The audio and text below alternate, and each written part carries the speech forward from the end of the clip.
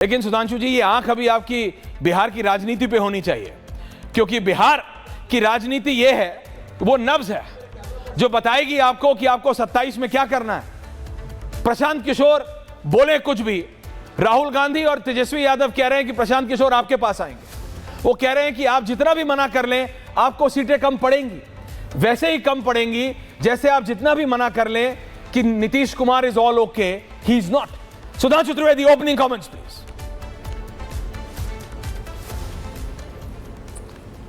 देखिए ऐश्वर्य जी, जैसा आपने कहा तो मैं भी कहना चाहता हूं, दिल्ली के दिल का करार यूपी और बिहार से होकर ही जाता है। बिहार की जनता राजनीतिक दृष्टि से बहुत प्रबुद्ध और विवेकशील है। जो लोग ये कह रहे हैं कि ये इसके साथ जाएंगे उसके साथ जाएंगे, पहले तो तय कर ले दोनों एक दूसरे के साथ आएंगे कि नहीं।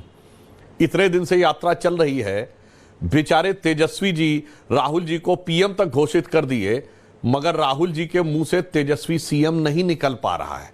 तो पहले यहां कौन किसके साथ मिला है, इस गठबंधन में क्या सिलसिला है, पहले इसे समझने की जरूरत है, उसके बाद दूसरों पे आरोप लगाएं। और मैं फिर एक बात कहना चाहता हूं ऐश्वर्य जी, आज ही गृह मंत्री जी ने जो अपना इंटरव्यू दिया है उसमें भी जो बात है, उसमें मूल तत्व जो ये लोग विरोध कर रहे हैं उसका कारण सरकार का विरोध, एनडीए का विरोध, बीजेपी का विरोध नहीं है।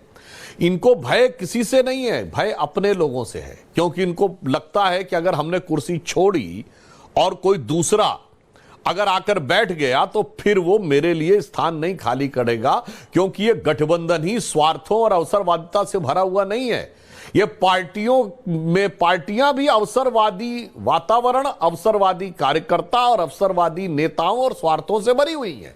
उस स्वार्थ और अवसरवादिता का डर लगता है। हमारे यहां इस प्रकार की चिंता नहीं। अब मैं बिहार में एक बात और कहना चाहता हूं, एसआईआर, हां बता रहा हूं, जैसे हमारे यहां अडवाणी जी ने छोड़ा, उसके बाद अडवाणी जी आरोप मुक्त होकर आए और दोबारा उसी स्थान पर विराजमान हुए जहां वो थे। अमित शाह जी गृह मंत्री के रूप में सम्मान मिलते ही छोड़ा, आरोप मुक्त होने के बाद दोबारा आए और प्रमोशन करके ऊपर तक पहुंच गए। येदियुरप्पा जी ने आरोप लगने पर छोड़ा, केवल एक रिपोर्ट आई थी लोकायुक्त की, उसके कारण छोड़ा, आरोप मुक्त होने के बाद पुनः मुख्यमंत्री बने। इनके यहां डर रहता है। इसीलिए आप देखिए लालू यादव जी ने इतनी तो नैतिकता दिखाई थी जब 97 में उन्हें जेल जाना था कि उन्होंने इस्तीफा दिया था, पर इतनी चतुरता भी दिखा दी थी कि अंततः राबड़ी देवी जी को ही देखे गए थे। और आज भी आप देख लीजिए, बिहार में अध्यक्ष लालू यादव जी हैं, विधानसभा में नेता प्रतिपक्ष तेजस्वी जी हैं और विधान परिषद में राबड़ी जी हैं। यानी बस मैं और मेरा परिवार की जनसंख्या हो जाए, संख्या हो जाए सदन में पूरी, फिर जोर जोर से कहो जातिगत गणना, जातिगत बातें, ये सब है बहुत जरूरी। अब बिहार में मैं एक बात अंत में कहना चाहता हूं, ये वोटर लिस्ट को लेकर जो मुद्दा बना रहा है विपक्ष, इससे एक बात तो ऐश्वर्य जी बिल्कुल साफ हो गई कि एनडीए की सरकार, नीतीश कुमार जी की सरकार के ऊपर अथवा नरेंद्र मोदी जी की केंद्र सरकार के ऊपर किसी भी मुद्दे के ऊपर तथ्यात्मक आरोप लगाने की कोई भी संभावना विपक्ष को नहीं दिख रही है। यह इससे स्पष्ट हो गया। इसलिए एसआईआर और वोटर लिस्ट और इस प्रकार के मुद्दे उठाए जा रहे। इसका मतलब सुशासन, भ्रष्टाचार, आर्थिक प्रगति, विकास, इस तरह के मुद्दे के ऊपर इनका स्कोप ही खत्म हो गया है सरकार पे आरोप लगाने का। कम से कम इतनी बॉटम लाइन तो कोई भी प्रबुद्ध व्यक्ति ड्रॉ कर सकता है। और बिहार की जनता जो बहुत सूक्ष्म दृष्टि से हर राजनीतिक स्थिति को देखती है, वो इतना इसको बहुत सहज रूप में समझ सकती। ओके, महुआ माझी जी मैं आ रहा हूं, लेकिन प्रशांत किशोर पे सुधांशु जी, प्रशांत किशोर एक नया फैक्टर है। प्रशांत किशोर उस तरीके का फैक्टर है जो कुलदीप कुमार जी की पार्टी ने दिल्ली में कोशिश किया था कि ये भी गलत है वो भी गलत है, आधे इधर जाओ आधे उधर जाओ, जब कोई बचा नहीं तो मेरे पीछे आ जाओ। प्रशांत किशोर कह रहे सब गलत है, मैं हूं वो अंधेरे को चीरती हुई रोशनी जो बिहार की राजनीति में ऐसा बदलाव लाएगी जो ना लालू जी लाए हैं, ना नरेंद्र मोदी जी और ना नीतीश कुमार। और ये अल्टीमेटली आपके पाले में आने वाले हैं, ये राहुल गांधी और तेजस्वी यादव कह रहे हैं। क्या ये आपकी टीम भी है? इस प्रशांत किशोर योर मैन? सुधांशु त्रिवेदी, 60-40। देखिए ऐश्वर्य जी, एक कहावत होती है कि राजनीति में जब राजयोग आता है तो उसके साथ राजरोग भी आता है। पर नए प्रयोग के साथ वो राजरोग कितनी जल्दी और कितना भयानक स्वरूप धारण कर लेता है, ये आम आदमी पार्टी ने दिखाया। इससे बहुत साफ हो गया कि इस समय भारत में जब इतनी चुनौतियां हैं कि भारत आर्थिक दृष्टि से बहुत तेजी से आगे बढ़ता हुआ दिखाई पड़ रहा है और विश्व की बहुत बड़ी बड़ी शक्तियां भारत को रोकने के लिए उद्यत खड़ी दिखाई पड़ रही। आज ही प्रधानमंत्री जी ने अहमदाबाद में बोला है आर्थिक स्वार्थी सर्वोपरि हो गया है। और इतना ही नहीं, देश के अंदर बाहर हर प्रकार के भारत को चुनौती देने के लिए उत्तर और दक्षिण में लड़ाना है। याद करिए ना, कर्नाटका के मंत्री ने कहा था दक्षिण वाले टैक्स ज्यादा देते हैं, उत्तर वाले कब देते हैं, तो अलग हो जाना चाहिए। प्रांत में लड़ाना है। तेलंगाना के मुख्यमंत्री का बाकायदा वीडियो अवेलेबल है जिसमें कह रहे बिहार का डीएनए इंफीरियर है, तेलंगाना का अच्छा है। हम तो किसी का सबका समान मानते हैं। तमिलनाडु के मंत्री बोलते हैं हम किसी काम को छोटा नहीं मानते, कहते बिहार वाले यहां टॉयलेट साफ करने के लिए आते हैं। तो प्रांत में लड़ाना है, भाषा पे लड़ाना है, तमिल हिंदी, हिंदी मराठी, कन्नड़ मराठी, अभी आने वाले टाइम में बंगला हिंदी पे भी लड़ाएंगे। फिर जात बिरादरी पे लड़ाना है, अगड़े पिछड़े पे लड़ाना है।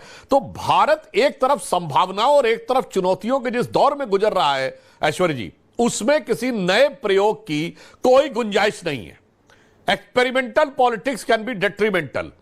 प्रयोग बहुत भयानक लोग ला सकता है। इसलिए आज इस समय में आवश्यकता है एक जांचे परखे खरे नेतृत्व को और शक्ति देने की, जो मोदी जी के रूप में केंद्र में और नीतीश जी के रूप में बिहार में जांचा परखा और खरा नेतृत्व है। Okay, Sudhanshu ji versus all, everyone on है। महुआ माझी जी ये कह रहे हैं कि भैया okay ma'am please opening comments बोलिए कि सत्तारूढ़ दल के लोगों का अपने ही लोगों पर विश्वास नहीं है, भरोसा नहीं है कि उनके वापस जब वो जेल से वापस आएंगे तो फिर वापस उन्हें मुख्यमंत्री बनाया जाएगा या नहीं बनाया जाएगा। इसको लेकर मैं ये कहना चाहूंगी कि जिस तरह से भाजपा लगातार विभिन्न राज्यों में जहां पर भाजपा की सरकार नहीं थी उन राज्यों में जिस तरह से विधायकों को तोड़ना, उन्हें लुभाना, उन्हें डराना, धमकाना, ईडी सीबीआई का करके उनको अपने लोगों से तोड़कर अपने पार्टी में ले जाना, तो ये करने के लिए ही शायद ये कानून लाना चाहती है ताकि वहां के मुख्यमंत्री जैसे ही हटे तो पार्टी कमजोर हो जाए और फिर इस प्रक्रिया में उन्हें और तेजी से काम करने का अवसर मिल जाए। आपने देखा हुआ कि हमारी यहाँ झारखंड मुक्ति मोर्चा के साथ क्या हुआ। लोकसभा चुनाव के पहले माननीय हेमंत सोरेन जी को ईडी ने हिरासत में लिया, किस तरह से उन्हें जबरन रिजाइन करना पड़ा और उसके बाद 5 महीने तक जेल में रखा गया, पूरा एमपी इलेक्शन पार हो गया और फिर माननीय सुप्रीम कोर्ट ने कहा कि वो निर्दोष थे। ईडी के पास अभी तक कोई सबूत ईडी ने नहीं दिखाया। तो ऐसी स्थिति में तो हर राज्य में जहां भी भाजपा की सरकार नहीं होगी इस तरह से करेंगे, 30 दिन के लिए जेल में डालेंगे और उसके बाद फिर उन्हें पद से हट जाने के बाद उनके पार्टी के लोगों को, आपने देखा हुआ कि हमारी पार्टी से किस तरह से सीता सोरेन जी को अपनी पार्टी में ज्वाइन कराई भाजपा ने, जो कि माननीय हेमंत सोरेन जी की खुद की भाभी थी। किस तरह से हमारे वरिष्ठ जो हमारे गुरुजी के इतने बड़े सहयोगी माननीय चंपईदा को किस तरह से बीजेपी ने ज्वाइन कराया। तो इस तरह से ये और उनको इसमें आसानी हो जाएगी अगर ये 30 दिन वाला कानून ये लाने में सफल हो जाएंगे तो 130वां जो संविधान संशोधन बिल लाना चाह रहे हैं, इसीलिए विपक्ष इसका बिल्कुल विरोध कर रहा है और अंतिम दम तक विपक्ष इसका विरोध करता रहेगा। सुधांशु जी आ रहा हूं, आम आदमी पार्टी कुलदीप कुमार, सतीश जी आ रहा हूं, आरजेडी आ रहा हूं, पाशा साहब आ रहा हूं। कुलदीप जी बोलिए विधायक जी। हाँ ऐश्वर्य भाई, आपके ऐश्वर्य भाई आवाज आ रही है मेरी? बिल्कुल आ रही है, बाबुलन बोलिए। हेलो, हाँ ऐश्वर्य भाई देखिए, आज जिस प्रकार